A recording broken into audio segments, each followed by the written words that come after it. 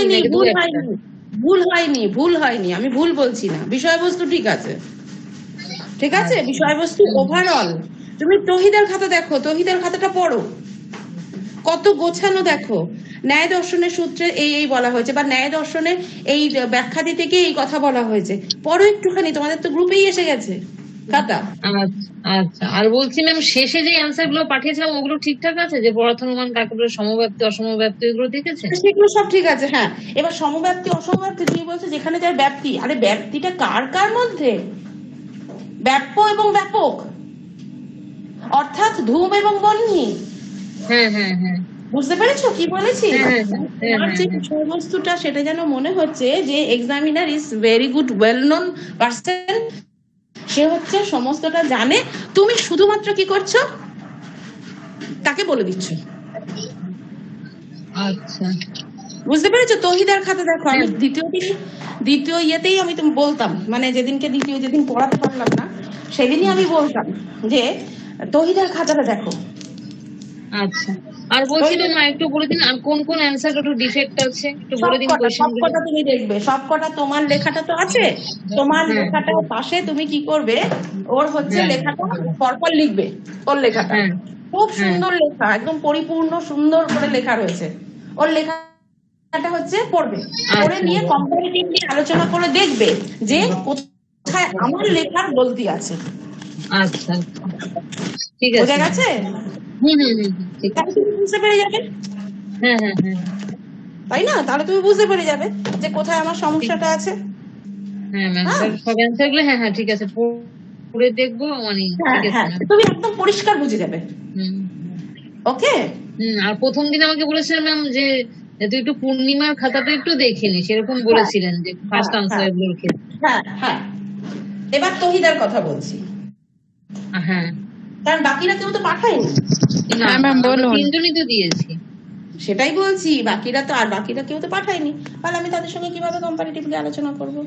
আচ্ছা আচ্ছা, পূর্ণিমার খাতাটা প্রথম দিন বলেছিলেন, ঠিক আছে, ওর হ্যাঁ, খাতাটা তাহলে আমি প্রিন্ট আউট বার করে এখন নেবো, হচ্ছে, ঠিক আছে। হ্যাঁ ঠিক আছে। আচ্ছা, এবার যেটা বলা সেটা হচ্ছে, প্রথম প্রশ্ন যেটা বলা সেটা হচ্ছে, সুব্রত আমাকে হচ্ছে রিকোয়েস্ট করছে যে অফলাইনে পড়ানোর জন্য। তো অফলাইনে তোমরা কে কে পড়তে রাজি আছো? অফলাইনে, ম্যাম আমি পড়বো। অফলাইনে ওকে। ম্যাম সুব্রত আমি পড়বো। তিনজন, পূর্ণিমা আর ম্যাম আমার ক্ষেত্রে অফলাইনটা লজিকটা ঠিক আছে, থিওরিটা তো অনলাইনে বোঝাই যায় ম্যাম, অসুবিধা তো হচ্ছে না। আমি বলেছি যে লজিকটা অফলাইনে ঠিক আছে ম্যাম আমার ক্ষেত্রে। হ্যাঁ, যখন অফলাইন এরকম হবে তখন হচ্ছে আমি দেখো সকাল রবিবার দিনকে পড়াবো, ঠিক আছে, রবিবার দিন সকাল 11টা থেকে 2 ঘন্টা পড়াবো, 2 ঘন্টা এসএসসি, 2 ঘন্টা হচ্ছে তোমার নেট, 4 ঘন্টা আচ্ছা টানা পড়াবো। এবার হচ্ছে যদি মনে করো যে অন্তত পক্ষে 5-6 জনও যদি অফলাইনে হও, আমি নেক্সট মান্থ থেকে শুরু করে দেবো। এবার হচ্ছে আচ্ছা বলো, নীলমণি হচ্ছে তুমি ইয়েতে পড়বে, ওকে ঠিক আছে, আর কে? ম্যাম আমি। তহিদা, অসীমা, তহিদা, অসীমা, পূর্ণিমা, নীলমণি, চম্পা, আর হচ্ছে মল্লিক, আর ওকে। তাহলে আমি হচ্ছে বলছি, আমি আপনাকে পরে জানাবো। আচ্ছা নিশ্চয়ই নিশ্চয়ই, না না অফলাইনে কি বলছি, অফলাইন অনলাইন দুটোই চলবে, ও আচ্ছা। ঠিক আছে। কিন্তু আমি হচ্ছে অফলাইন অনলাইনে পড়াতে বসলাম, তখন দেখা গেল 2জন মাত্র এসেছো, এটা যেন না হয়, আর বাকিরা সবাই অনলাইনে করছো, তখন হচ্ছে এক একজনের অসুবিধা হতেই পারে, কারণ আমাকেও একটা শিডিউল চেঞ্জ করতে হবে, আমি শিডিউল কিছুতেই চেঞ্জ করে মানে একটা ফরম্যাটে আনতে পারছি না, তার জন্য আমার এরকম ইনডিসিপ্লিন হয়ে যাচ্ছে, তো আমাকেও শিডিউলটাকে একটা জায়গায় আনতে হবে, কারণ তোমাদের পড়িয়ে আমি যাবো, আমি আবার কলেজ যাবো এনওসিউতে ক্লাস নিতে।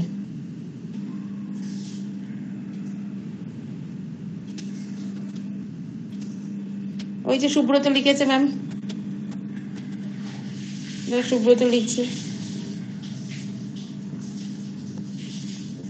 সুব্রত তুই জয়েন কর, জয়েন করে কথা বলে চলে যা, সুব্রত জয়েন কর। ম্যাম আপনি যে বললেন যে অনলাইন অফলাইন দুটোই চলবে, অনলাইনে অফলাইনে যদি রবিবার পড়ান ওই থিওরি পোর্শনটাকে এবার অনলাইনে করাবেন রিপিট? আমি যখন পড়াবো তখন আমার মোবাইল থাকবে সামনে, হুম। মোবাইলে তোমাদের লিংক দিয়ে দেওয়া হবে, লিংকের মধ্যে যারা ঢুকবে আমি যখন পড়াবো অফলাইনে ওদেরকে যেভাবে পড়াবো তোমরা সেম জিনিসে শুনতে পারবে। আচ্ছা আচ্ছা, বোঝা গেছে কি বলেছি? হ্যাঁ হ্যাঁ হ্যাঁ হ্যাঁ ম্যাম ঠিক আছে ঠিক আছে। আমার ক্ষেত্রে ম্যাম ওই মানে ব্যাপারটা হচ্ছে ওই ছেলেকে রেখে যাওয়াটা আর কি, একটু মানে থিওরি পোর্শনটা আমি অফলাইন হলে অনলাইন হলে কোনো অসুবিধা নেই, ওই লজিকটা অফলাইনে করতে যাবো আর কি। তো হচ্ছে এই হচ্ছে ব্যাপার। এবার তাহলে তোমরা আমাকে হচ্ছে 5 জন 6 জন জানিয়েছো, ঠিক আছে? এটা হচ্ছে মার্চ, এপ্রিলের হচ্ছে 3 তারিখে, এপ্রিলের 3 তারিখে কে নিয়ে এসছে দুধ? ওর দই, ওর দই, ঠিক আছে। তাহলে ওই কথাই থাকলো যে 3 তারিখ থেকে ইয়েতে হবে, শুরু হবে। আচ্ছা, আজকে শুরু করব হচ্ছে সাংখ্য ফিলোসফি, ঠিক আছে? তো সাংখ্য ফিলোসফি আগের দিনকে আমরা শুরু করতে পারিনি। তো আমরা যদি দেখি যে ভারতীয় দর্শনের মধ্যে প্রাচীনতম দর্শনের যে জায়গাগুলো, যারা আর কি প্রাচীনতম দর্শন, সেই জায়গা থেকে আমরা দেখতে পাই কি না, চার্বাক দর্শন প্রাচীন দর্শন, এবং বৌদ্ধ, জৈন, তার সঙ্গে সঙ্গে কিন্তু সাংখ্য দর্শনও মনে করেন যে, অনেকে মনে করেন সাংখ্য দর্শন হচ্ছে অনেক প্রাচীন। তাহলে সাংখ্য দর্শনে কেন নাম হলো সাংখ্য? অনেকে বলেন সংখ্যা থেকে, যেহেতু এরা সংখ্যার কথা বলেছেন 25টা তত্ত্ব, কারণ সাংখ্য দর্শনে এই কথাই বলেন যে আমাদের মুক্তি কিভাবে হবে, মুক্তি বা মোক্ষ কিভাবে লাভ করব। মাঝখানে একটা অন্য রকমের কথা বলছি, সেটা হচ্ছে আমি বৈশেষিক ফিলোসফির শর্ট কোয়েশ্চেন দিয়েছি না ম্যাম, বৈশেষিক থেকে কোনো প্রশ্ন দেওয়া হয়নি, আর ন্যায় দর্শনের একটু পোর্শন বাকি ছিল পড়ানো বলেছিলেন। ঈশ্বর, আত্মা, এগুলো ঈশ্বর, ছিল। হ্যাঁ হ্যাঁ হ্যাঁ এটা বাকি ছিল, আর বৈশেষিকে কোশ্চেন দেওয়া হয়নি। মাথায় আছে, মাথায় আছে, ঠিক আছে। তো আমি বৈশেষিক দর্শনের থেকে দিয়ে দেবো, হ্যাঁ। আর হচ্ছে পড়ছি সংখ্যা, তার মানে সংখ্যা, সংখ্যা থেকে এই দর্শনের উৎপত্তি, এবং এই দর্শনের ফাউন্ডার হচ্ছেন কে না, মহর্ষি কনাদ। তো মহর্ষি কপিল সাংখ্য দর্শনের প্রতিষ্ঠাতা। তার প্রথম যে গ্রন্থ সেটাই হচ্ছে সাংখ্য সূত্র। তো অনেকে বলেন সংখ্যা থেকে সাংখ্য দর্শনের উৎপত্তি, আবার অনেকে মনে করেন যে না, সংখ্যা থেকে নয়, সং কথার অর্থ হচ্ছে সম্যক, আর খ কথার অর্থ হচ্ছে জ্ঞান।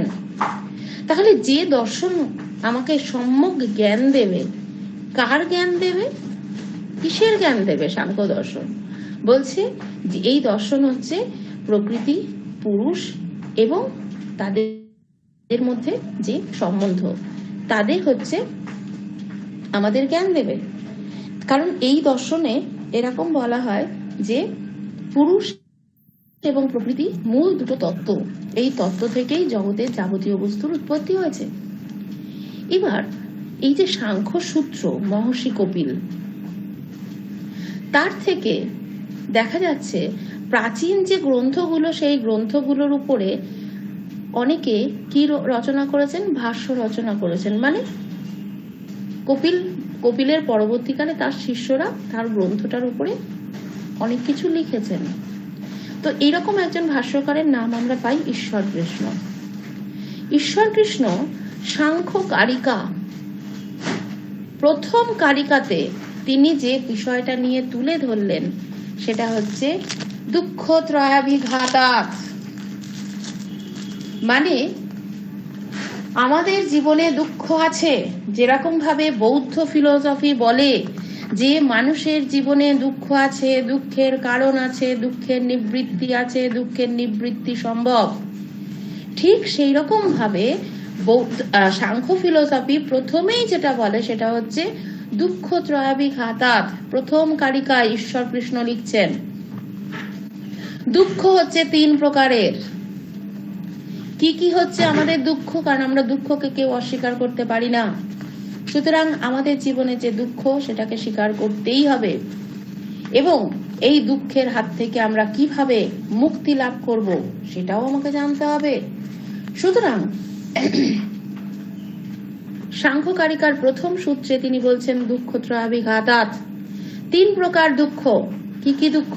একটা আধ্যাত্মিক দুঃখ, একটা আধি ভৌতিক, একটা আধি দৈবিক।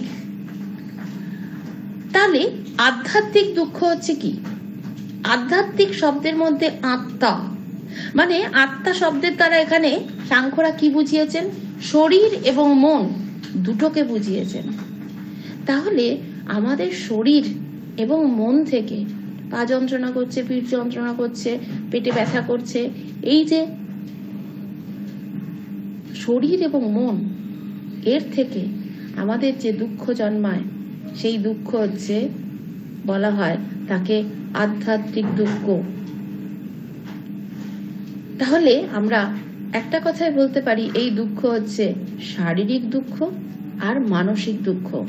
এই শারীরিক দুঃখ এবং মানসিক দুঃখকে একসঙ্গে বলা হয় আধ্যাত্মিক দুঃখ। এনি ডাউট পূর্ণিমা? না ম্যাম, না ম্যাম। হ্যাঁ, তাহলে সাংখ্য দর্শনে ঢুকলেই, যদিও আমাদের বইতে অন্যরকম ভাবে বলা আছে, মানে অন্যরকম ভাবে বলার অর্থ হচ্ছে যে আমরা সাধারণত দেখি জ্ঞানবিদ্যা, তারপরে অধিবিদ্যা, তারপরে হচ্ছে তোমার নীতিবিদ্যা, কিন্তু সাংখ্য দর্শনে আমরা মেটাফিজিক্স প্রথমেই আমরা যেটা পড়বো সেটা হচ্ছে মেটাফিজিক্সের জায়গা। সেখানেই আমরা দেখতে পাবো যে দুঃখ ত্রয়াভিঘাতাতের কথা বলছে। তাহলে আধ্যাত্মিক মানে আত্মা, মানে শরীর বা মন থেকে যে ধরনের দুঃখ জন্মায় তাকে বলা হয় আধ্যাত্মিক দুঃখ।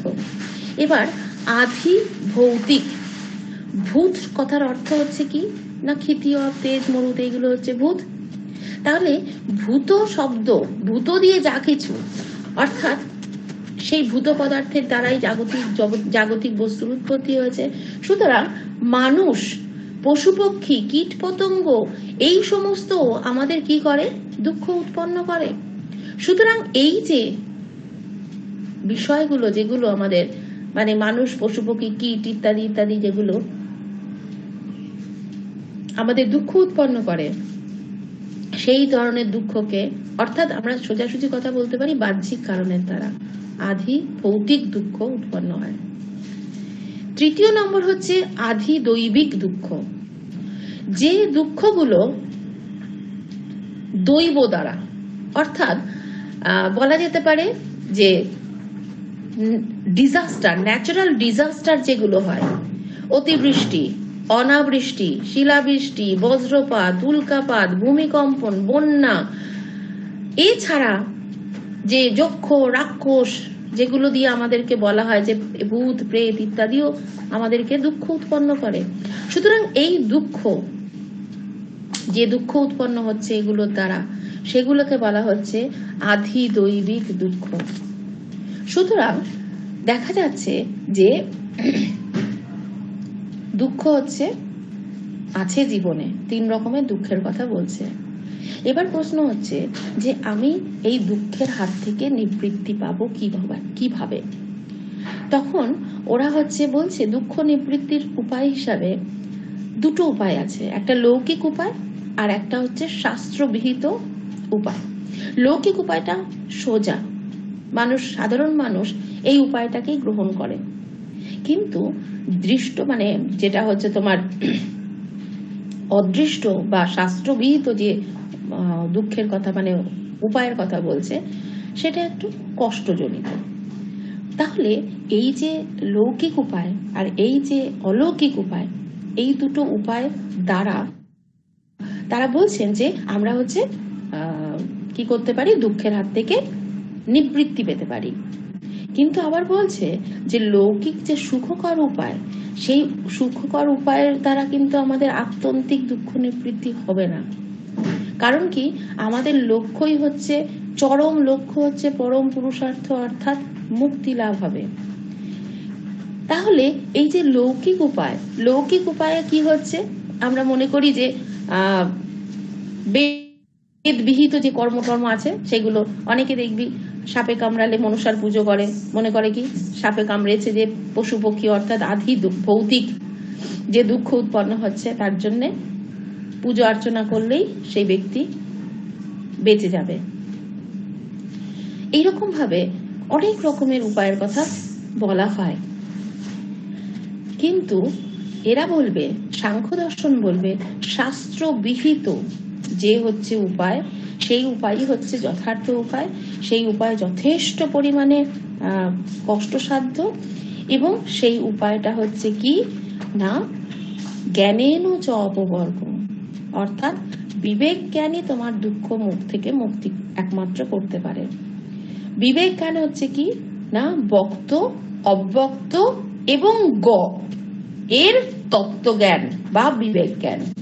সাংখ্য দর্শনে অর্থাৎ আমরা দেখি সাংখ্য দর্শনে বলছেন যে আমাদের এই দুঃখের হাত থেকে মুক্তি পাওয়ার জন্য জ্ঞান দরকার।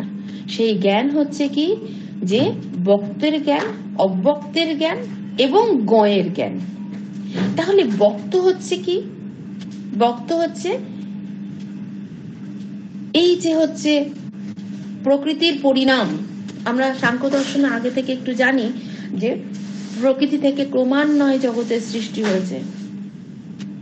তাহলে প্রকৃতির এই যে পরিণাম মানে অহংকার, বুদ্ধি, মহৎ বা বুদ্ধি, অহংকার, মন, দশেন্দ্রিয়, পঞ্চতন্মাত্র, পঞ্চমহাভূত, এই সমস্তগুলোকে বলা হয় প্রকৃতির পরিণাম। তাহলে সেই বক্ত হচ্ছে যেগুলো বক্ত মানে ব্যক্ত হচ্ছে প্রকৃতির মধ্যে ছিল, এমন ভাবে ভাব যে একটা বিরাট বড় গুহা, আগ্নেয়গিরির গুহা। সেই আগ্নেয়গিরির গুহার মধ্যে আগ্নেয়গিরির ওই যে গুহাটা সেটা হচ্ছে প্রকৃতি। তাই জন্য প্রকৃতিকে বলে অব্যক্ত। অব্যক্ত হচ্ছে প্রকৃতি, যে ব্যক্ত করতে পারে না, অব্যক্ত, চুপচাপ থাকে। আগ্নেয়গিরিও তাই ওরকম ভাবে চুপচাপ থাকে। ভেতর থেকে লাভা যখন বেরিয়ে চলে আসে, তখন লাভা বাইরে বেরিয়ে আসে, তখনই তার ব্যক্ত অবস্থা হয়। সুতরাং প্রকৃতি থেকে যখন যাবতীয় বস্তুর উৎপত্তি হয় সেটাকে বলা হচ্ছে প্রকৃতির পরিণাম। এবং সেক্ষেত্রে গ হচ্ছে পুরুষ, অর্থাৎ আমাকে তাহলে কিসের জ্ঞান লাভ করতে হবে? পুরুষের জ্ঞান, প্রকৃতির জ্ঞান। আর প্রকৃতি থেকে ক্রমান্বয়ে যে ধরনের অভিব্যক্তি হচ্ছে তার সম্পর্কে যদি আমি জ্ঞান লাভ করি, এবং এদের প্রত্যেকের মধ্যে কি হচ্ছে ভেদ জ্ঞান, কি হচ্ছে অভেদ জ্ঞান। মামাম দরজাটা বন্ধ করে দিয়ে, তাহলে আমাদের এই বিবেক জ্ঞানের দ্বারাই আমাদের মুক্তি লাভ হবে। এবার পুরুষকে, প্রকৃতিকে, হ্যাঁ, এগুলো পড়তে গেলে আমরা পুরোটা পড়বো, পড়ে তারপরে জানতে পারবো যে মোক্ষ প্রাপ্তির জন্য এইগুলো কি কি বলছে। আমি যদি এখন টুকরো টুকরো করে বলি তাহলে বলাটা সম্পূর্ণ বলা হবে না। আমি যদি এখন পুরুষ বলতে গিয়ে কি বোঝাই, প্রকৃতি গিয়ে বলতে গিয়ে কি বোঝাই, কারণ এগুলো একটা বিরাট বড় বড় তত্ত্ব। শুধু এইটুকুনি জানা রাখো প্রকৃতি, পুরুষ এবং অব্যক্ত যে ব্যক্ত অবস্থা, প্রকৃতির যে পরিণাম, এগুলো জানার মাধ্যমে আমাদের জ্ঞান হবে। এরা দুটো প্রকার মুক্তির কথা বলে, পরীক্ষায় আসে, একটা জীবন মুক্তি, একটা বিদেহ মুক্তি। জীবন মুক্তি মানে কি না, তোমার এই জীবনেই জীব যখন তত্ত্বজ্ঞান লাভ করলো, তত্ত্বজ্ঞান লাভ করে সে হচ্ছে কি হলো, মুক্তি লাভ করলো। মুক্তি লাভ যখন হচ্ছে তখন সেটা হচ্ছে জীবন মুক্তি। জীবিত অবস্থায় সে তার ইন্দ্রিয়গুলোকে সংযত করেছে, সে তত্ত্বজ্ঞান লাভ করেছে, কিন্তু জীবন মুক্তি জীবিত অবস্থায় হলেও তার পূর্বজন্মের যে কর্মফল, নতুন কর্ম ঢুকছে না, নতুন কর্মের দ্বারা তার কোনো কর্মফল হচ্ছে না, সে মুক্ত। তাকে কোনো ইন্দ্রিয়ই কোনো কিছু আকৃষ্ট করছে না, সে সম্পূর্ণভাবে মুক্ত। কিন্তু তবুও দেখা যাচ্ছে তার প্রিভিয়াস জন্মের মানে পূর্ব জন্মের যে প্রারব্ধ ফল তার মধ্যে রয়েছে, সেগুলো ক্ষয় করতে হবে। সেগুলো যখন ক্ষয় হয়ে যাবে, অর্থাৎ দেহ যখন লয় হবে, তখনই তার বিদেহ মুক্তি হবে। সেই জন্য সুন্দর একটা উদাহরণ দেয়, জানিস তো, বলে কুম্ভকার যখন মাটিটা ঘুরিয়ে ঘুরিয়ে, লাঠি দিয়ে মাটিটা ঘুরিয়ে ঘুরিয়ে মূর্তি মানে পট তৈরি করে, লাঠিটা ঘুরিয়ে খানিকটা সময় ঘুরিয়ে ছেড়ে দেয়, কিন্তু তারপরেও লাট্টুর মতো ওটা ঘুরতে থাকে। তাহলে যে ব্যক্তির জীবন মুক্তি হয়েছে বটে, কিন্তু তার জীবনে ওরকম লাট্টুর মতো পাক খাচ্ছে তার পূর্বজন্মের কর্মফল, সেই জন্য তার বিদেহ মুক্তি হয়নি। সুতরাং এই যে যখন কর্মফল পুরোপুরি ভাবে নিশ্চিত, মানে পুরোপুরি চলে যাবে, তখন অর্থাৎ প্রারব্ধ যে কর্মফল যখন নিঃশেষিত হয়, তখন মৃত্যুর পর এই পুরুষ, এই জীবন মুক্তি পুরুষ বিদেহ মুক্তি লাভ করে। বলছে যে সেই সময় যখন বিদেহ মুক্তি লাভ করে, তখন কিন্তু তার স্থূল শরীরও থাকে না, সূক্ষ্ম শরীরও থাকে না। যখন স্থূল শরীরও থাকে না, সূক্ষ্ম শরীরও থাকে না, তখন আর পুনর্জন্মের কোনো সম্ভাবনা নেই। আর পুনর্জন্ম যদি না হয়, তাহলে তাকেই বলা হবে মুক্তি। সুতরাং সাংখ্য দর্শনে বলা হচ্ছে, তুমি প্রকৃতির পরিণাম এবং পুরুষ এর সম্পর্কে যথার্থ জ্ঞান লাভ করো, তুমি জীবন মুক্তি বিদেহ মুক্তি লাভ করো, তবেই তোমার মুক্তি হবে। তাহলে প্রথমেই বলছি, হ্যাঁ বলো, জন্মান্তরবাদ অবশ্যই মানবে, না হলে আবার তোমাকে ফিরে আসতে হবে।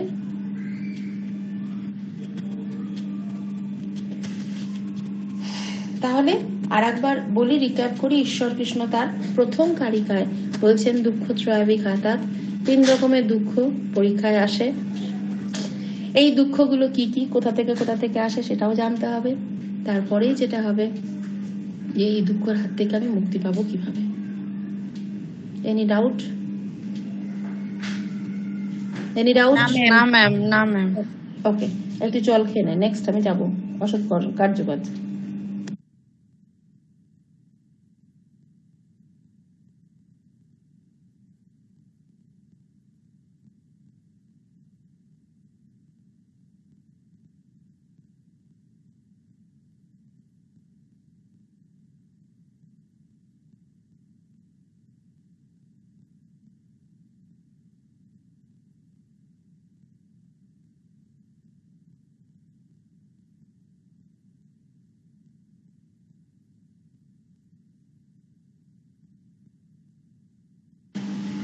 আচ্ছা, এবারে হচ্ছে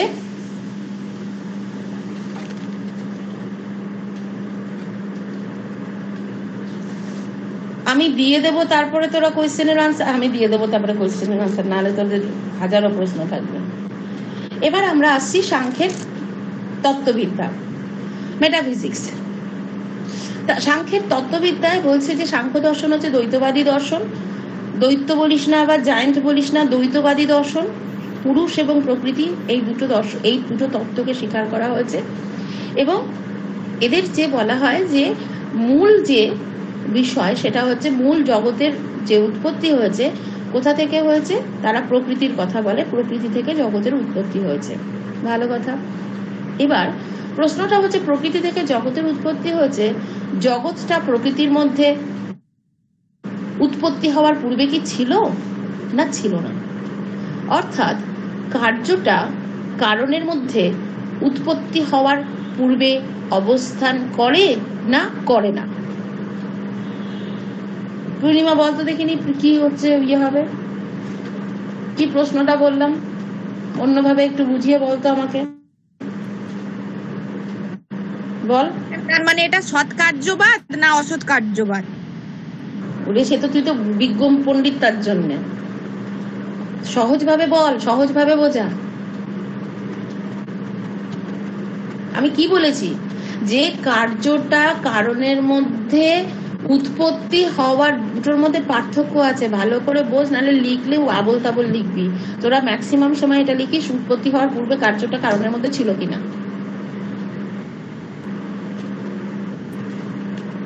হ্যাঁ। আর একদল লিখবে কারণের মধ্যে কার্যটা আছে কিনা। দুটোর মধ্যে টিপিক্যালি অর্থগত দিক থেকে একটা পার্থক্য আছে।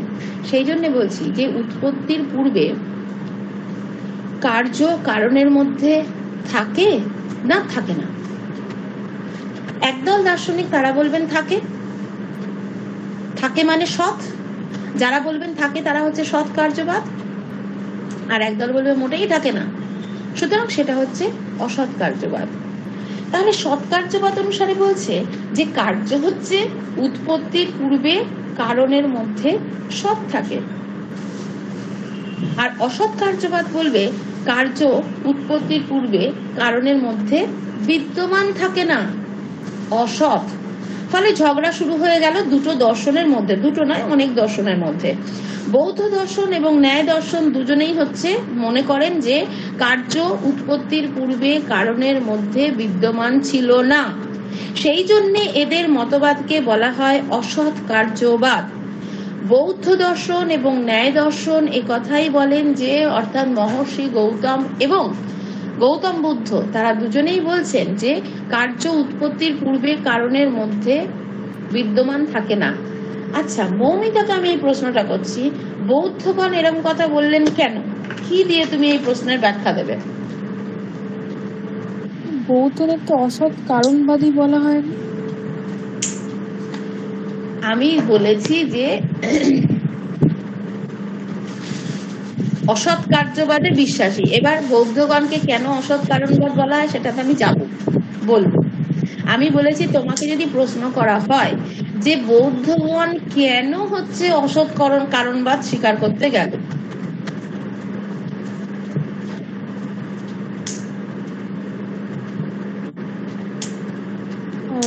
কারণ ওই মানুষের মানে কর্মের জন্যই দুঃখগুলো আসছে, মানে দুঃখটা মানুষের মধ্যেই নিহিত আছে, মানে মানুষ কর্ম করছে তার জন্যই দুঃখ আসছে, এই কারণে। তৌহিদা? ম্যাম আমি ঠিক বলতে পারবো না এটা। ওকে, সুতপা?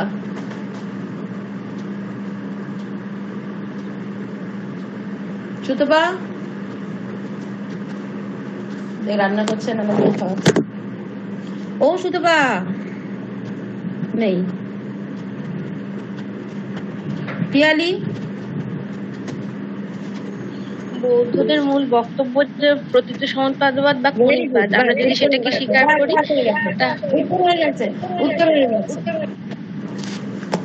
উত্তর হয়ে গেছে। একটা শব্দ সুতপা শুনতে পাচ্ছে না, একটাই মাত্র শব্দ, সেটা হচ্ছে ওরা কি বলেছিলেন, প্রতিটি বস্তু হচ্ছে কার্যকারণ সম্পর্কে লিপ্ত, কারণ ধ্বংস হবার পরক্ষণে কার্য উৎপন্ন হয়। তাহলে এটা তো আমরা পড়েই এসেছি আগে। ক্ষণভঙ্গবাদে তারা বিশ্বাসী, কারণ বিনষ্ট হচ্ছে কার্য উৎপন্ন করে দিয়ে, C12 C13 হচ্ছে। তাহলে এরা কি বিশ্বাস করতে পারে? তাদের এত মতবাদ, প্রতীচ্য সমুৎপাদবাদ, ক্ষণভঙ্গবাদ, তারা এত কথা বলে আসার পর আমরা যদি আজকে বলি যে তারা কেন বলছে যে কার্য কারণের মধ্যে বর্তমান ছিল না, এর উত্তর আমরা বলতে পারছি না।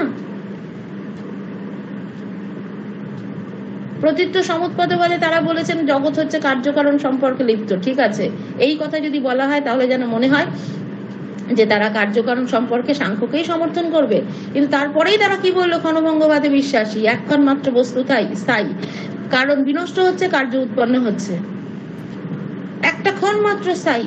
তাহলে কি করে তারা বলবে যে কার্য কারণের মধ্যে অবস্থান করছে? ইন্টারভিউতে এইটুকুনি একটা শব্দ উচ্চারণ করবি, এক্সামিনার খুশি হয়ে যাবে। একটা উচ্চারণ করবি শব্দ, যে না সে কম্পাইল করতে শিখেছে, সে জেনেছে। ভেরি গুড পিয়ালি, বোঝা গেছে? সবাই বুঝতে পেরেছো যে কেন ওরা হচ্ছে সৎকার্যবাদকে সমর্থন করতে পারলো না? বোঝা গেছে? যদি ওরা সৎকার্যবাদকে সমর্থন করতো তাহলে ওদের সব মতবাদ শেষ হয়ে যেত, সব শেষ হয়ে যেত। বুঝেছিস? তাহলে বৌদ্ধ মতে কি বলছে, কারণটা বিনষ্ট হলে তবেই কার্য উৎপন্ন হয়।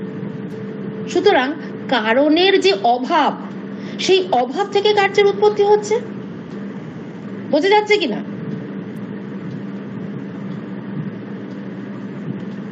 বোঝা যাচ্ছে তো? অভাব থেকেই কার্যের উৎপত্তি হচ্ছে। হ্যাঁ ম্যাম। কি বুঝলি না নীলমণি, কি হয়েছে? অভাব পদার্থ থেকে হচ্ছে তোদের ভাব পদার্থের উৎপত্তি হচ্ছে। বোঝা যাচ্ছে না নীলমণি? আচ্ছা, তাহলে এই জন্যে এদের মতবাদকে বলা হয় অসৎ কারণবাদ। বোঝা গেছে মৌমিতা? হ্যাঁ বুঝেছি। আবার কে ফোন করে বসছে, দাঁড়া তো দেখি।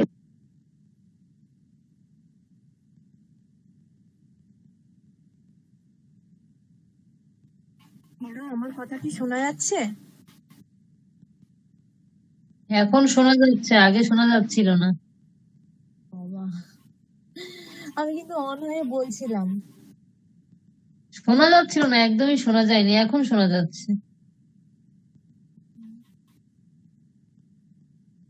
আমি কি ম্যাম লেফট হলে আমার কথা শোনা যায়? বলছি পিয়ালি দি আমাকে আরেকবার বলো না গো, মানে কি বললেন ম্যাম? আমি মানে এই কেন শোনা যাচ্ছে না সেইটা দেখতে দেখতে গিয়ে মানে শোনা হলো না। মানে বলছে যে ওখানে অসৎ কারণবাদ বলছে। অসৎ কারণবাদ এটা একটা নামে, কিন্তু প্রকৃতপক্ষে তুই যদি এটা দেখিস সেটা অসৎ কার্যবাদের একটা ভাগের মধ্যে বৌদ্ধদের কার্যকারণ তত্ত্বটাকে ফেলা যাবে। তা কেন ওরা অসৎ কার্যবাদ? ওরা তো কার্যকারণটাকে মেনে নিল প্রতীত সমুৎপাদবাদ দিয়ে। হ্যাঁ, যে কোনো একটা কার্য আছে মানেই তার একটা নিশ্চিত কারণ আছে, কারণ ছাড়া কোনো কার্য হবে না। তা সত্ত্বেও কেন অসৎ কার্যবাদ, অসৎ কার্যবাদ বা কারণবাদ সেটাকে বলছে। তো তখন ওরা বলছে যে ওদের তো মূল বিষয় এটাই যে মানে বৌদ্ধ মতে প্রত্যেকটা জিনিস একটা ক্ষণের জন্য থাকবে, একটা ক্ষণের জন্য থেকে বিনষ্ট হয়ে যাবে, এবং সেই ক্ষণের জন্য যে বস্তুটা ছিল সে তার সংস্কারটা পরের ক্ষণে যে বস্তুটা মানে একটা মানে নতুন একটা সন্তান তৈরি করে তার মধ্যে দিয়ে সে বিনষ্ট হবে, বিনষ্ট হয়ে যাবে মানে। তাহলে দেখা যাচ্ছে কি যে কারণ যেটা ছিল সেই কারণটা নষ্ট হচ্ছে, তবে তো তার সংস্কারটা একটা পরের ক্ষণে যে তৈরি হচ্ছে তাকে দিচ্ছে, তাই না? তাহলে কারণটা বিনষ্ট হচ্ছে মানে কারণটা অসৎ হচ্ছে, সেই জন্য এদের নামটা হচ্ছে গিয়ে অসৎ কারণবাদ। ভেরি গুড, ভেরি গুড, খুব ভালো ব্যাখ্যা। ভুলিস না এগুলো। পিয়ালি দি খুব সুন্দর বোঝায়। রিয়ালি গুড স্টুডেন্ট তো, ওরাও ভালো স্টুডেন্ট। শুধু কি বলতো, তোদের যে জায়গাটা যখন পড়িস সেই জায়গাটা শুধুমাত্র ব্যাস, তারপরে ঘেটে গ, তখন ভীষণ ভালো পড়ছিস, তারপরে ঘেটে ঘ হয়ে যাচ্ছে, মনেই আর থাকছে না। আমি তো ভেবেছিলাম উত্তর দিতে পারবি, একটা কথা বলতে বল। সম্ভব হচ্ছে আমি তো বুঝতে পারছি না, মানে হয় এরকম হয়। হ্যাঁ, এর জন্য না ঠিক আছে, এর জন্য একটু একটু করে করে করতে করতে এই যে যখনই হচ্ছে কম্পাইলার জায়গাটা আসছে, আমি তো সঙ্গে সঙ্গে বলছি, সুতরাং সেটাকে রিয়ালাইজ করার চেষ্টা কর, তাহলেই হয়ে যাবে। আর কিচ্ছু না, আর কিচ্ছু না। আচ্ছা, এবার তাহলে বৌদ্ধ গেল, এবার ন্যায় কি বলছে? ন্যায় তো সেই কথাই বলবে, অসৎ কার্যবাদ। ন্যায় বলছে কার্য উৎপত্তি পূর্বে কারণের মধ্যে অসৎ, কার্য একটা নতুন সৃষ্টি, নতুন আরম্ভ, সুতরাং উৎপত্তির পূর্বে কার্য কখনোই থাকে না, এটা একটা নতুন শুরু হচ্ছে, সেই জন্য এদের মতবাদকে আরম্ভবাদ বলা হচ্ছে। ন্যায়দের যে অসৎ কার্যবাদ সেটাকে বলা হচ্ছে আরম্ভবাদ, কারণ এটা মনে করছেন যে কারণের থেকে কার্য একটা নতুন শুরু হচ্ছে, একটা আরম্ভ হচ্ছে, সেই জন্য আমাকে এটা বলতে হবে আরম্ভবাদ। কিন্তু সাংখ্যবাদ হচ্ছে সৎ কার্যবাদে বিশ্বাসী। সাংখ্যরা মনে করেন যে কার্য উৎপত্তি হওয়ার পূর্বে তার উপাদান কারণের মধ্যে সৎ অবস্থায় ছিল, তখন সৎ অবস্থায় যদি না থাকতো তাহলে কি হতো, তার জন্যে আমি পরের দিন পড়া ধরবো। এটা তারা যে শ্লোকে ব্যাখ্যা করলো ঈশ্বর কৃষ্ণ, শ্লোকে বললেন অসৎ করণাৎ উপাদান গ্রহণাৎ সর্বসম্ভব ভাবাৎ শক্তস্য শক্য কারণাৎ কারণ ভাবাঞ্চ সৎকার্যম। কি বলছে? কতগুলো হেতু দিচ্ছে, যুক্তি দিচ্ছে, কারিকাতে কতগুলো হেতু দিচ্ছে এবং হেতুটাকে বিশ্লেষণ করছে। বলছে কি, অসৎ করণাৎ, অসৎ করণাৎ, যদি কারণের মধ্যে কার্যটা অসৎ হয় তাহলে শত চেষ্টা করেও আমরা কার্য উৎপন্ন করতে পারবো না। কারণ দেখো, একটা তিলের মধ্যেই তেল থাকে, সেই জন্য তিলটাকে পিষলে তেল হয়, কিন্তু বালির মধ্যে তো আর তেল থাকে না। সুতরাং বালিকে হাজারো চেষ্টা করেও যদি তুমি পেশো, তাহলে কিন্তু তুমি তার মধ্যে থেকে তেল উৎপন্ন করতে পারবে না। মাটির মধ্যেই খড়টা থাকে, মোমের মধ্যেই মোমের পুতুলটা থাকে, আটার মধ্যেই আটার রুটিটা থাকে। যদি না থাকতো তাহলে আমরা কিন্তু এই যে কারণ যদি অসৎ হতো, তাহলে আমরা শত চেষ্টা করেও কারণ থেকে কার্য উৎপন্ন করতে পারতাম না। সুতরাং তারা প্রথম যে হেতুটা দিল সেটা হচ্ছে অসৎ করণাৎ। এবার নৈয়ায়িকরা বলবে মানি না, তারা বলবে যদি তাই হবে, কার্যটা যদি কারণের মধ্যে বর্তমানই থাকবে, তাহলে নতুন করে সৃষ্টি করা, নতুন করে কার্যটাকে তৈরি করার দরকার কি? নিমিত্ত কারণের প্রয়োজন কি? নিমিত্ত কারণ কত কষ্ট করে ঘর তৈরি করে, প্রত্যেকে নিমিত্ত কারণটা তারা বিভিন্ন রকম ভাবে চেষ্টা করে কারণ থেকে কার্য উৎপন্ন করে। যদি কারণের মধ্যেই কার্য বসে থাকে, তাহলে মাটি নিয়ে জল আনতে যাও না, ঘটের কি দরকার? কুম্ভকারের কি প্রয়োজন আছে? করো না।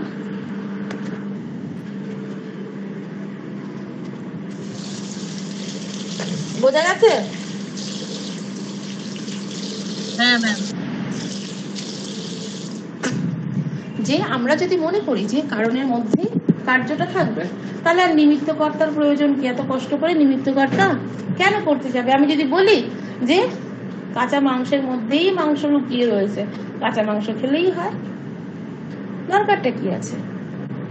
ইনগ্রিডিয়েন্টস গুলো যেগুলো আছে সেগুলো রেখে দিলেই যদি হয়ে যায় তাহলে হয়ে যাবে, দরকার কি আছে? দরকার নেই। তো এই যে যুক্তি নৈয়ায়িকরা সেই জন্য বললেন যে না, মানি না, নিমিত্ত কারণের যেহেতু প্রয়োজন আছে, সুতরাং আমরা মনে করি কার্য কারণের মধ্যে অসৎ। নেক্সট যুক্তি ঈশ্বর কৃষ্ণ তখন নৈয়ায়িকদের সম্পর্কে বলছে উপাদানাৎ। উপাদান কথার অর্থ হচ্ছে কারণ, আর গ্রহণ শব্দের অর্থ হচ্ছে কার্যের সঙ্গে সম্বন্ধ। তাহলে বলছে যে কারণের সঙ্গে কার্যের একটা উভয় বৃত্তিত্বের সম্বন্ধ থাকে, যদিও আকৃতিগতভাবে পার্থক্য থাকে। এবার ওরা সরে এলো একটুখানি, সরে এসে বলছে হ্যাঁ আমরা বলেছি যে কারণের মধ্যে কার্যটা ছিল, কিন্তু আকৃতিগতভাবে আলাদা ছিল, কিন্তু উভয়ের মধ্যে যে সম্বন্ধ, উভয় বৃত্তিত্বের সম্বন্ধ, একটা বিশেষ সম্বন্ধ, সেইটাকে বলা যেতে পারে একটা তাদাত্ম্য, উপাদানগত তাদাত্ম্য। মানে রুটি থেকে রুটি, আটা থেকে রুটি তৈরি হচ্ছে, আটার রুটি তৈরি হচ্ছে, ময়দা থেকে ময়দার রুটি তৈরি হচ্ছে। ফলে উপাদান মানে কারণ এবং কার্যের মধ্যে একটা তাদাত্ম্য সম্পর্ক রয়েছে, আমরা এটাকে অস্বীকার করতে পারি না। সুতরাং আমাদের মানতেই হবে আকৃতিগত পার্থক্য যেটা রয়েছে সেটা রয়েছে, কিন্তু একটা তাদাত্ম্য সম্বন্ধ আছে। একটা নতুন কথা বললো যে উপাদান কারণ এবং কার্যের মধ্যে তাদাত্ম্য সম্পর্ক আছে, সেটাকে আমরা অস্বীকার করতে পারি না। সুতরাং কার্য উৎপত্তির পূর্বে সৎ। অসীমা, অসীমা, অসীমা, হ্যাঁ ম্যাম। অসৎ করণাৎ বলতে কি বললো বলো তো? অসৎ করণাৎ বলতে যেটা বুঝলাম, কি বললো? তুমি যদি বুঝে থাকো তাহলে নিশ্চয়ই পারবে। হ্যাঁ ম্যাম বলছি। হ্যাঁ বলো। কার্যটা যদি কারণের মধ্যে অসৎ হয়, যদি না থাকে, তাহলে হ্যাঁ, কারণ থেকে কার্য উৎপন্ন হবে না। ঘট যদি মৃত্তিকার মধ্যেই থাকে তাহলে গুলিয়ে ফেলেছ। নীলমণি বল, অসৎ করণ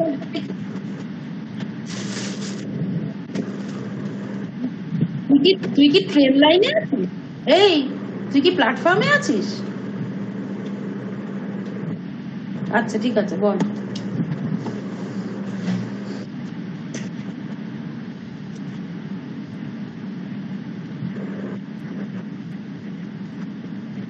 good, very good, good, very good. Roshni, শুনছিস তো পড়া? উপাদান গ্রহণাত বলতে কি বললো? কি একটা সম্বন্ধের কথা বললো, কি সম্বন্ধ? ও রোশনি,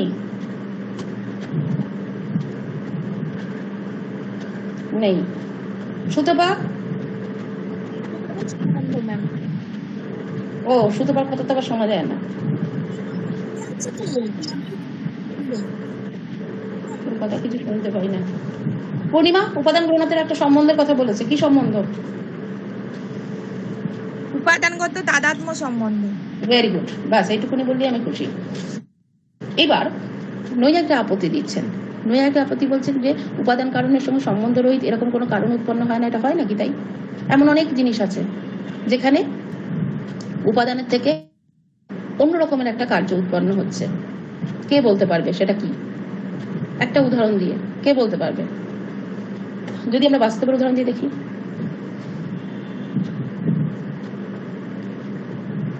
কে বলতে পারবে? আরিফ,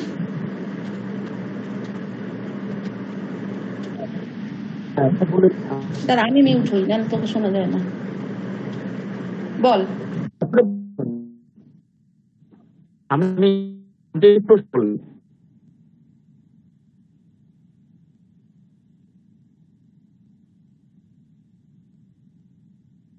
প্রশ্নটা বলবেন একবার, নেটওয়ার্ক সমস্যা।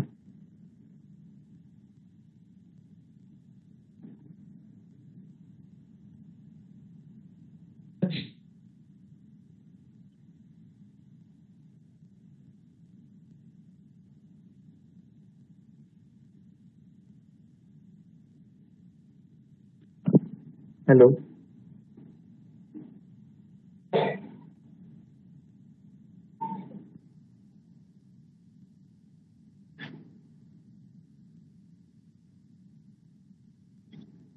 এই আমার কথা তোমরা শুনতে পাচ্ছ কেউ? না রিদ্দা, কেটে কেটে যাচ্ছে, শোনা এই যাচ্ছে রে, না। না না শোনা যাচ্ছে, এবার শোনা যাচ্ছে। আমি মিউট হয়ে কথা বলে যাচ্ছি সমানে। বলছি যে উপাদান কারণের সঙ্গে সম্বন্ধ ছাড়াও কার্য উৎপন্ন হয় বলে নৈয়ায়িকরা দাবি করলো।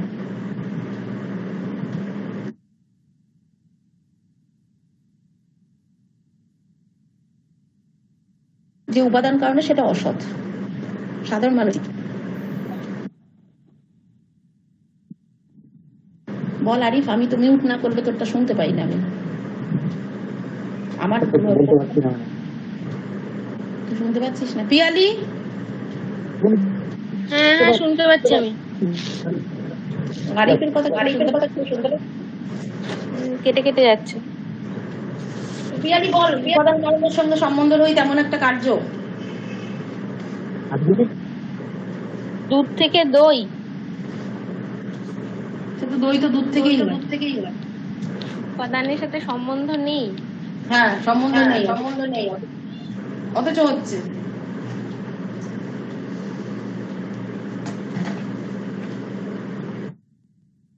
না আমার মনে একটা পড়ছে না। যেকোনো একটা দর্শন ভাব, যে দর্শনে এরকম ধরনের কথা বলা আছে।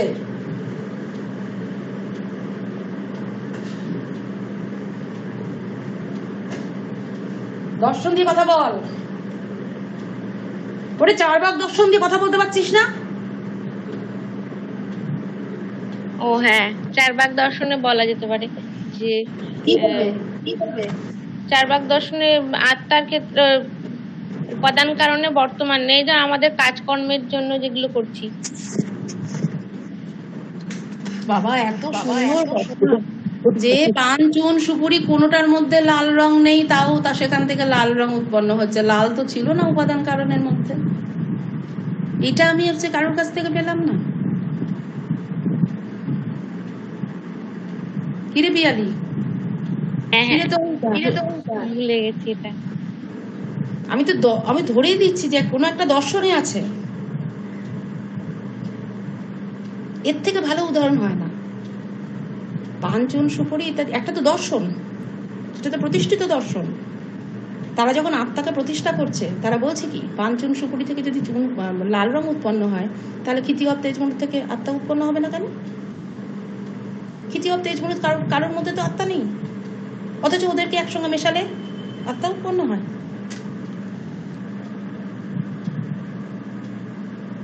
তোরা না পড়াশোনা করিস না, না কি করিস আমি তো বুঝে পাই না, আমি তো গল্পের মতো করে বোঝাই, বোঝা কি গেল?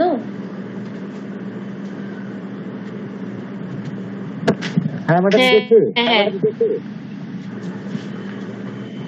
তাই না? তাহলে মনে হচ্ছিল যেন উপাদান গ্রহণাতে সাংখ্যরা যে কথা বলেছে একদম সঠিক কথা বলেছে, কিন্তু নৈয়ায়িকরাও তো কম যায় না, নৈয়ায়িকরাও কিন্তু এইভাবে যুক্তি দিল। তখন ঈশ্বর কৃষ্ণ তার 3য় নম্বর হেতু দিচ্ছে, সর্বসম্ভবাভাবাৎ। যদি তাই হবে যে উপাদান কারণের সঙ্গে কোনো সম্বন্ধ নেই অথচ কার্য উৎপন্ন হচ্ছে, অর্থাৎ উপাদান কারণ এবং কার্যের মধ্যে যদি তাদাত্ম্য সম্পর্ক স্বীকার না করা হয়, তাহলে কারণ ব্যবস্থাই ভেঙে যাবে। যে কোনো কারণ থেকে যে কোনো কিছু উৎপন্ন হোক উৎপন্ন, অসুবিধা কি আছে? সর্বসম্ভবাভাবাৎ, সবকিছুর থেকেই সমস্ত সম্ভাব্য জিনিস বেরিয়ে আসবে, ভাব পদার্থ। ফলে বালিকে পিষলেই তেল বেরিয়ে আসবে, যা চাই, একেবারে গুপিকাইন বাঘাবাইনের মতো, যেখান থেকে যা খুশি তাই উৎপন্ন হবে। সেই কারণে ঈশ্বর কৃষ্ণ বললেন সর্বসম্ভবাভাবাৎ। That arguments is very strong. সত্যি তো সর্বসম্ভবাভাবাৎ হয়ে যাবে। তখন নৈয়ায়িকগণ আপত্তি করছেন, মানে উত্তর দিচ্ছেন, তারা বলছেন যে আমরা মনে করি কার্য তার উপাদান কারণের মধ্যে, মানে কারণের মধ্যে একটা শক্তি আছে, যে শক্তিটার জন্যে কারণ থেকে কার্য উৎপন্ন হয়।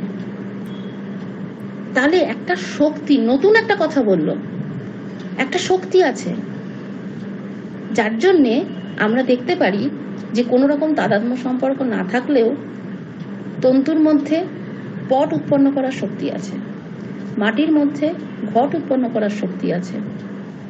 তাদাত্ম্য সম্পর্ক দরকার নেই, যার মধ্যে যে শক্তি আছে সেই শক্তি থেকেই সেটা উৎপন্ন হবে। এই যেই বলল, ঈশ্বর কৃষ্ণ বললেন যে এই তো ধরেছি, তাহলে তোমরা একটা শক্তির কথা বলছো, কার্য, তাহলে কারণের মধ্যে একটা শক্তি, বিশেষ বিশেষ কারণে বিশেষ বিশেষ কার্য জনন শক্তি আছে জন্যেই বিশেষ কারণ থেকে বিশেষ কার্য উৎপন্ন হচ্ছে। এই যেই বলল, তখন দেখা যাচ্ছে কি অসুবিধায় বলল নৈয়ায়িকরা। ঈশ্বর কৃষ্ণ এখানে বলল যে শক্তস্য সক্ককরণাৎ, তাহলে বলল ওই শক্তিটার আশ্রয় কি? নিশ্চয়ই উপাদান কারণ, এবং সেই উপাদান কারণ ছাড়া যদি শক্তিটার মধ্যে থেকেই কারণের মধ্যে শক্তি থাকে আর কার্য উৎপন্ন হয়, তাহলে সেই শক্তিটা বিশেষ বিশেষ শক্তির বিশেষ বিশেষ কারণের মধ্যে সেই শক্তিটা আছে। না হলে যদি সবকিছুর মধ্যে থাকবে, আবার তাহলে কারণ ব্যবস্থা নষ্ট হয়ে যাবে। সুতরাং তোমাদের স্বীকার করতেই হচ্ছে, স্বীকার তোমরা করতে বাধ্য যে কার্য উপাদান কারণের মধ্যে বর্তমান, সে শক্তি রূপে থাকুক, তাদাত্ম্য রূপে থাকুক, বিশেষ একটা সম্বন্ধে থাকুক, আছে, আছে মানেই সে সৎ। সুতরাং তোমাদের এটা স্বীকার করতেই হবে। তারপরে বলছে যে কারণ ভাবাৎ, সুতরাং কার্য এবং কারণ স্বরূপত অভিন্ন, স্বরূপত অভিন্ন। বলছে যখন কার্য উৎপন্ন হচ্ছে কারণ থেকে, তার যেন একটা অভিব্যক্ত হয়, কিন্তু কার্য সর্বদাই তার উপাদান কারণের মধ্যে তাদাত্ম্য বা অভেদ সম্পর্কে থাকে। কার্য সর্বদাই কারণাত্মিকা। এইভাবে কারণভাবাৎ, এই হেতু দিয়ে ঈশ্বর কৃষ্ণ বুঝিয়ে দিলেন যে আমাদের স্বীকার করতেই হবে যে সৎ কার্যবাদ প্রতিষ্ঠিত। তুমি যদি বলো প্রচ্ছন্ন অবস্থায় আছে, তাও আছে। যদি বলো প্রকটিত অবস্থায় আছে, তাও আছে। যদি বলো শক্তি রূপে আছে, তাও আছে। তোমাদের শব্দগুলো আলাদা, ভাষা আলাদা, কিন্তু এটাকে স্বীকার করতেই হবে। এইভাবে তারা সৎকার্যবাদকে প্রতিষ্ঠা করলেন। এটা ঈশ্বর কৃষ্ণের যুক্তি। দেখো বুঝেছো কিনা। প্রথম যুক্তিতে বলল যে যদি কারণটা অসৎ হয় তাহলে আমরা শত চেষ্টা করেও কারণ থেকে কার্য উৎপন্ন করতে পারবো না। দ্বিতীয়ত বলল কারণ ও কার্যের মধ্যে তাদাত্ম্য সম্বন্ধ আছে। তৃতীয়ত বলল যদি তা না হবে তাহলে যে কোনো কারণ থেকে যে কোনো কার্য উৎপন্ন হবে, সর্বসম্ভব ভাবাৎ। চতুর্থত বলল নৈয়ায়িকরা যেহেতু একটা শক্তির কথা বলল সেই শক্তিটা কোথায় থাকে? নিশ্চয়ই বিশেষ কারণে থাকে। সুতরাং শক্তি যদি বলো, সেই শক্তিই বলো আর যা কিছুই বলো না কেন, স্বীকার তোমাদের করতেই হচ্ছে কার্য তার উপাদান কারণে সৎ রয়েছে, অপ্রকৃত অবস্থায় রয়েছে। নেক্সট হচ্ছে কারণ তাদেরকে ওই বিবর্তন বাদটাকে তো প্রতিষ্ঠা করতে হবে, সেই জন্যে তাদের এই যুক্তি। তারপরে বললো কারণ আর কার্য সর্বগত অভিন্ন, ওটা প্রচ্ছন্ন অবস্থায় থাকে, কার্য সর্বদাই হচ্ছে কারণ আত্মহত্যা হয়। এইভাবে সৎকার্যবাদ প্রতিষ্ঠা করলো। বুঝতে কোনো অসুবিধা হলো? ঠিক আছে ম্যাডাম। ওকে, এবার সৎকার্যবাদ নিয়ে অসৎকার্যবাদ নিয়ে যখন আমরা দেখলাম বৌদ্ধদের কথা, নৈয়ায়িকদের কথা, সাংখ্যের কথা, সেরকম ভাবে সৎকার্যবাদ যখন প্রতিষ্ঠিত হচ্ছে, সৎকার্যবাদ দেখা যাচ্ছে আবার দু রকমের। একটা হচ্ছে পরিণামবাদ আর একটা হচ্ছে বিবর্তবাদ। সাংখ্যরা পরিণামবাদে বিশ্বাসী, আর তোমার অদ্বৈত বেদান্ত এবং বৌদ্ধ শূন্যবাদী বিজ্ঞানবাদী তারা হচ্ছে বিবর্তবাদের সমর্থক। তাহলে পরিণামবাদ বলতে কি বোঝায় আর বিবর্তবাদ বলতে কি বোঝায়? পরিণাম পরিণাম পরিণাম কথার অর্থ হচ্ছে যে কারণের পরিণাম হচ্ছে ফলাফল হচ্ছে কার্য, কারণই হচ্ছে কার্যে বলা যেতে পারে পরিণত হয়। অর্থাৎ কারণ থেকেই কার্য, কারণে যা অব্যক্ত অবস্থায় ছিল মানে সুপ্ত অবস্থায় ঘুমিয়েছিল, সেখান থেকেই তার স্থূলতা প্রাপ্তি হচ্ছে, মানে কার্যটা বেরিয়ে আসছে। সুতরাং এই যে ওদের তত্ত্ব, তারা বলছেন যে তারা যেহেতু প্রকৃতি আর পুরুষের মিলনের ফলে প্রকৃতি থেকে ক্রমান্বয়ে ধীরে ধীরে প্রথমে মহত্তত্ত্ব, তারপরে অহংকার, তারপরে মন, তারপরে দশেন্দ্রিয়, পঞ্চ মহাভূত, পঞ্চ তন্মাত্র উৎপন্ন হচ্ছে। সুতরাং এই যে একটা বিরাট বড় পরিণাম, সেই পরিণামটার জন্য তারা বলছেন যে এটা হচ্ছে প্রকৃতির মধ্যেই ছিল, ফলটা আস্তে আস্তে আস্তে আস্তে বেরিয়ে আসছে, রিডিউস হচ্ছে, ট্রান্সমিটেড হচ্ছে, যেন একটা থেকে একটা ট্রান্সমিটেড হচ্ছে, আবার আমরা ট্রান্সমিটেড করে ফিরিয়ে যেতে পারি। মোমটাকে থেকে যেরকম মোমের পুতুল তৈরি করতে পারি, মোমের পুতুল থেকে আবার মোমও তৈরি করতে পারি গলিয়ে। এইভাবে তারা পরিণামবাদকে ব্যাখ্যা দেবেন। এবার বিবর্তবাদ অনুসারে কি বলে? বিবর্তবাদ কথার অর্থ হচ্ছে, মনে রাখবি ওই ফেনোমেনোলজি, অবভাস। অ্যাকচুয়ালি বিবর্ত হচ্ছে কোনো ট্রান্সমিটেড হচ্ছে না, আমরা ওভাবে দেখছি। কারণ অদ্বৈত বেদান্ত কি বলবে যে ব্রহ্মই একমাত্র সত্য, তুমিও ব্রহ্ম, পরং ব্রহ্মাস্মি, আমিও ব্রহ্ম, কিন্তু আমি ব্রহ্ম আমি বুঝতে পারছি না। আমি বুঝতে পারছি না কারণ কি জগৎটা আমার কাছে প্রতিভাত হচ্ছে ওই রকম ভাবে, ব্রহ্ম বলে প্রতিভাত হচ্ছে না, কিন্তু অ্যাকচুয়ালি ব্রহ্মই, জগৎটাও ব্রহ্ম, আমিও ব্রহ্ম, সবই ব্রহ্ম। কিন্তু আমার কাছে যেটা প্রতিভাত হচ্ছে সেটা যে অবভাস হিসেবে আসছে, সেটা হচ্ছে আমার কাছে একটা বিবর্ত, একটা প্রতিভাস, একটা অবভাস। সুতরাং বিবর্ত কথার অর্থ আমরা অবভাস বলতে পারি।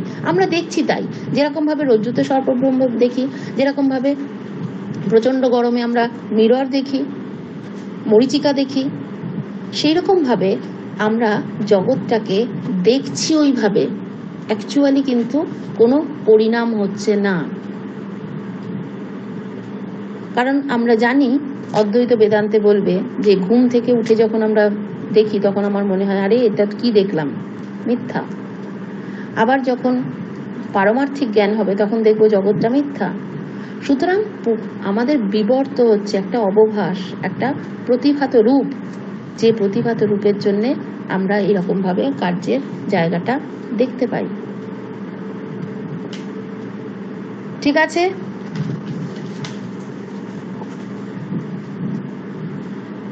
আমি পয়েন্টে ট্রাই করবো না বিবর্তবাদটা। দেখ, তুই তো চম্পা, হ্যাঁ, তুই চম্পা, তুই কিন্তু অ্যাকচুয়ালি ব্রহ্ম, আমিও ব্রহ্ম। আমি তোকে দেখছি চম্পা বলে, ব্রহ্ম দেখতে পাচ্ছি না। আমার যখন ব্রহ্ম জ্ঞান হবে তখন আমিও তোকে দেখবো তুই ব্রহ্ম। তাহলে কি আমাদের ব্রহ্মের থেকে পরিণাম হয়ে হয়ে আমি এসছি, না আমিই ব্রহ্ম?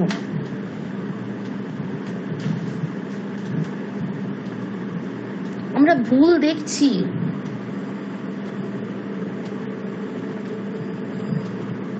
অ্যাকচুয়ালি সৎ হচ্ছে ব্রহ্ম, অসৎ হচ্ছে আমরা সবাই। তাহলে আমরা যেটা দেখছি, যে অবভাসটা দেখছি, সেটা প্রকৃতপক্ষে অবভাস, মিথ্যা। প্রকৃত সত্যটা লুকিয়ে আছে, সেই জন্য দেখতে পাচ্ছি না। কিন্তু এরা কখনোই বলবে না ব্রহ্মের থেকে আস্তে আস্তে জগতের উৎপত্তি হয়েছে, কোনোদিনই বলবে না। না শূন্যবাদীরা বলবে, না বিজ্ঞানবাদীরা বলবে, কেউ বলবে না। বোঝা গেছে চম্পা? তুই তো এখন এক কথা এরা কারণ থেকে কার্যটাকে নিয়ে নিতে পারছে না, পরিণত হওয়াটা। না না, আমরা মনে করছি কি ব্রহ্ম হচ্ছে কারণ, আমরা মনে করছি ব্রহ্ম হচ্ছে কারণ আর আমরা হচ্ছে কার্য, ব্রহ্ম থেকে নিঃসৃত হচ্ছি। অ্যাকচুয়ালি তো তা নয়, আমি তো ব্রহ্ম। প্রকৃত সত্যকে দেখা যাচ্ছে। হ্যাঁ হ্যাঁ, এই হচ্ছে অসৎ কার্যবাদের দুটো রূপ। এটাও পরীক্ষায় আসে, বিবর্তবাদ কাকে বলে, পরিণামবাদ কাকে বলে।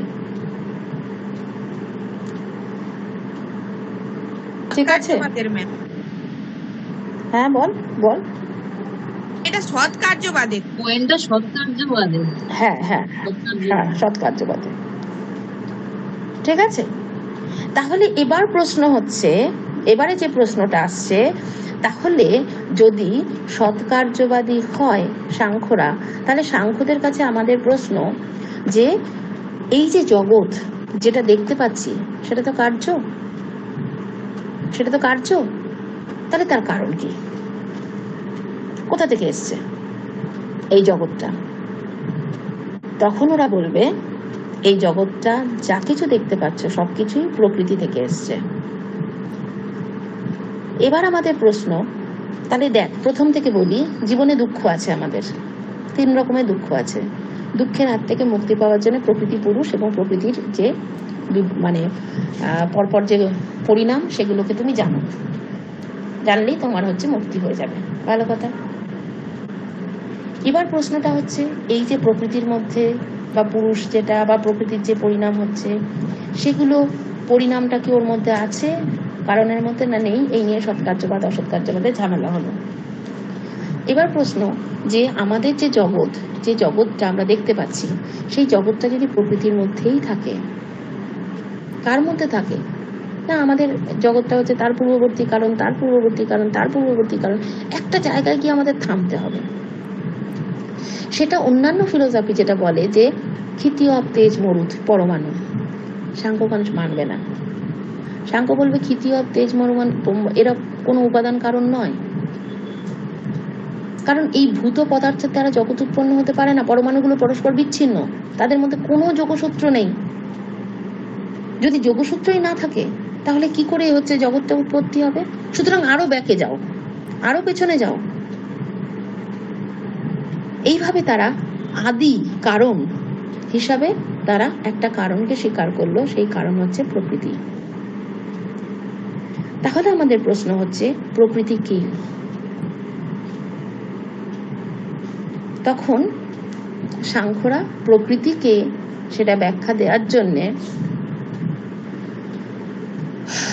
তারা হচ্ছে প্রকৃতির অস্তিত্বের সপক্ষে বা প্রকৃতি নিয়ে তারা হচ্ছে যুক্তি দিচ্ছেন, সূত্রাকারে প্রকাশ করছেন।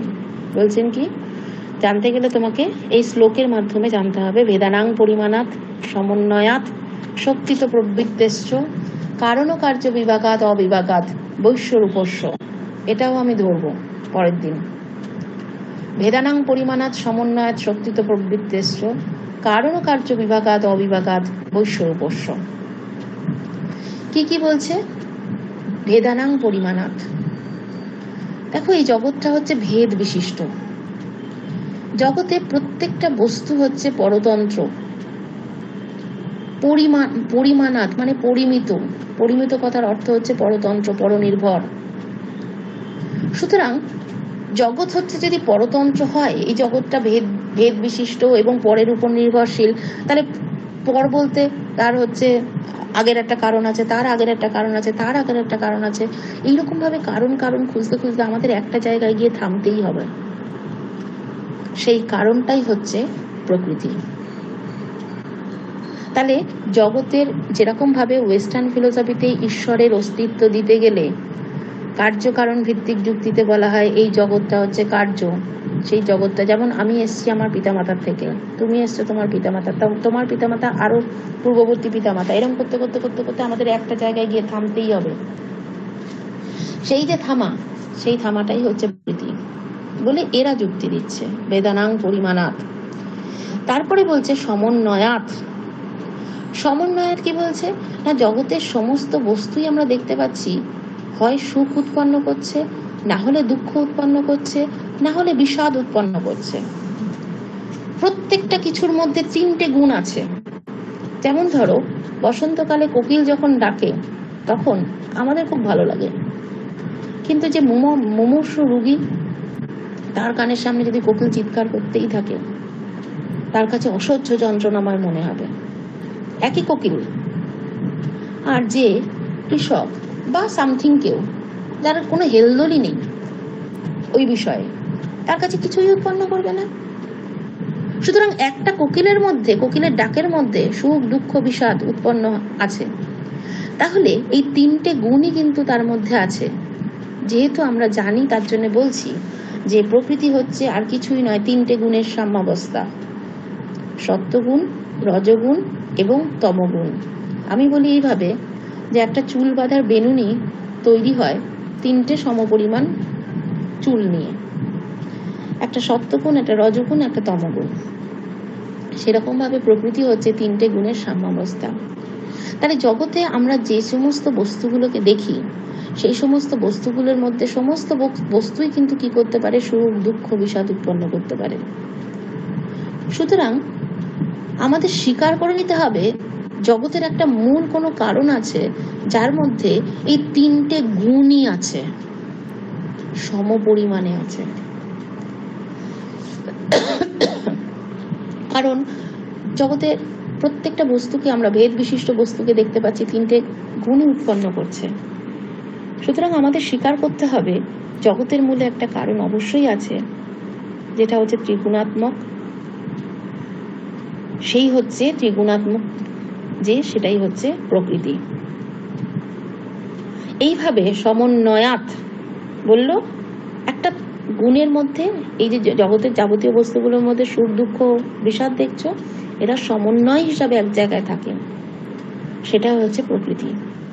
এই জন্য সমন্বয়াৎ। নেক্সট বলছে শক্তি তো প্রবৃত্তেশ্চ। বলছে যে উৎপত্তির পূর্বে আমরা জানি যে কার্যটা অব্যক্ত রূপে, অব্যক্ত শক্তি রূপে বিদ্যমান থাকে কারণের মধ্যে। এটা এতক্ষণ ধরে সৎকার্যবাদ পড়ে পড়ে আমরা এলাম। সুতরাং কারণের মধ্যে অব্যক্ত অবস্থায় কার্যের শক্তি বর্তমান থাকে। সুতরাং আমাদেরকে এইরকম কার্যকারণ পরম্পরায়, মানে এই যে কার্যটা দেখছি সেটা কারণের মধ্যে আছে, এই যে কার্যটা দেখছি সেটা কারণের মধ্যে আছে।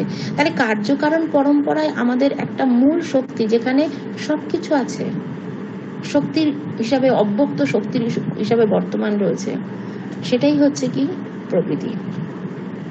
এইভাবে তৃতীয় যুক্তিতে বলল শক্তি তো প্রবৃত্তিশ্চ দিয়ে বুঝিয়ে দিল যে আমাদের জগৎ যাবতীয় জিনিসটা একটা কোনো কিছুর মূল কারণের মধ্যে অব্যক্ত শক্তিরূপে অবস্থান করছে, সেটাই হচ্ছে প্রকৃতি। এভাবে শক্তিত প্রবৃত্তিশ্চ কথা বললেন। নেক্সট বলছেন কারণ ও কার্য বিভাগাৎ অবিভাগাৎ বৈশ্বরূপস্য। বলছে যে কারণ এবং কার্যের মধ্যে বিভাগ আছে আবার অবিভাগ আছে। কারণ কার্যের যে যখনই হচ্ছে ব্যক্ত অবস্থা হচ্ছে কারণের থেকে সে তখন আলাদা হয়ে যাচ্ছে, আবার কার্যটা যখন কারণের মধ্যে আছে তাহলে সে অবিভাগ অবস্থায় রয়েছে। সুতরাং কার্য কারণের মধ্যে আমরা একটা বিভাগ অবিভাগ দেখতে পাচ্ছি।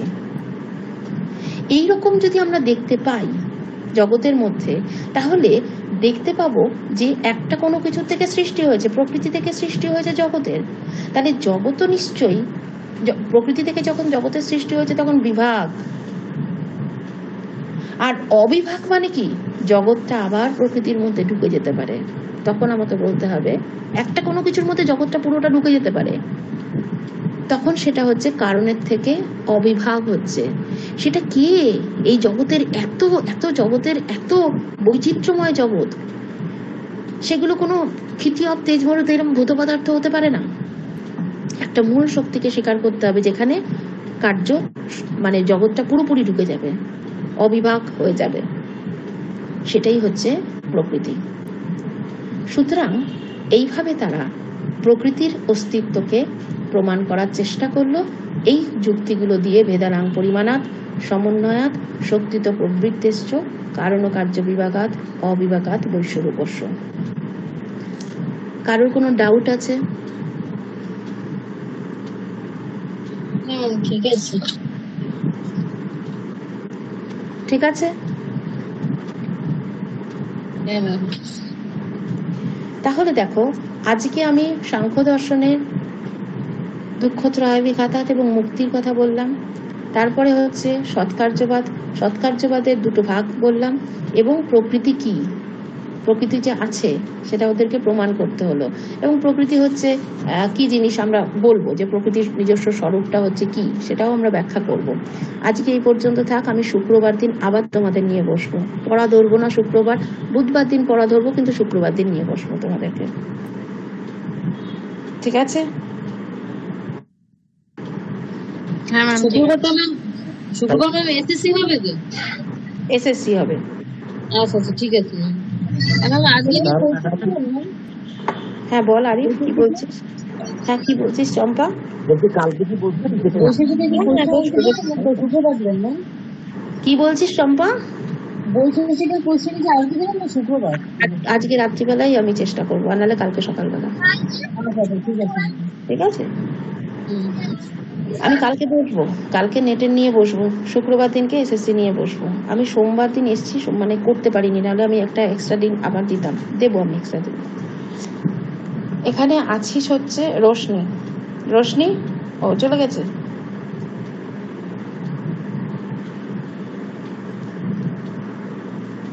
ঠিক আছে, তাহলে আজকে এই পর্যন্ত। বল না, বল বল। ও আরিফ বল। আমি বলছি আপনি পড়ান আমাদের সমস্ত না রে, আমার নিজের খারাপ লাগে, আমি বারবারই বলছি। তো আরিফ তখন ছিলি না মনে হয়। আমি হচ্ছে এপ্রিলের 3 তারিখ থেকে সকাল 11টায় বসবো এখানে। আমি ঠিকানা লিখে দেবো গ্রুপে, যারা যারা আসবে তারা আগে থেকে জানাবে, কারণ আমি অনেক দূর থেকে আসবো, এসে আমি তোমাদের ক্লাস করাতে বসবো এখানে। আরিফ কি বলছিস আমি বুঝতে পারছি না। আচ্ছা আরিফ তুই আমাকে, হ্যাঁ রবিবার দিন, রবিবার। আরিফ তুই আমাকে ফোন করবি, ঠিক আছে, ক্লাসটা শেষ হয়ে যাওয়ার পর। আচ্ছা ম্যাম আমিও আপনাকে ফোন করতাম, কখন করবো আজকে? ঠিক আছে, আরিফ ফোন করে নিক তারপরে। আচ্ছা মানে ঠিক আছে। বাজার ঘাট করে সঙ্গে সঙ্গে দৌড়ে চলে এসেছি, আমি এখন রান্না না করলে খাওয়া হবে না, বুঝেছিস? ছেড়ে দিচ্ছি, আমি তোদের সঙ্গে কথা বলতে বলতেই করবো। ঠিক আছে? ঠিক আছে ম্যাম। হ্যাঁ ম্যাম। ওকে ঠিক আছে, তাহলে আমি ছেড়ে দিচ্ছি ক্লাস। হ্যাঁ মমিতা, গুড নাইট ম্যাম। হ্যাঁ ঠিক আছে।